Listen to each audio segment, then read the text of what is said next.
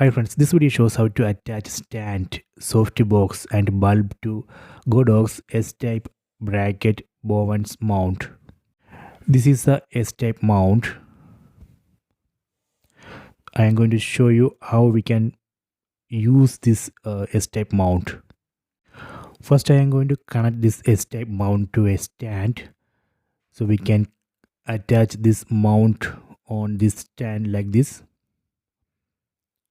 Then we can tighten it. Done. Next I am going to show you how we can attach this softbox. So we can attach this softbox to S-type mount like this. See, we can even rotate it. Okay, done. Next I will show you how we can connect bulb. Let me put this holder here. This is a cheap holder.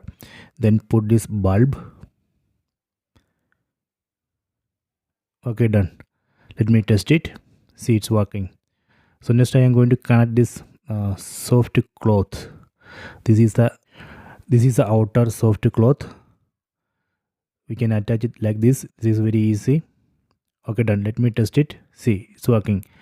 So I hope you have enjoyed this video. Please subscribe my channel. Please like and share the video.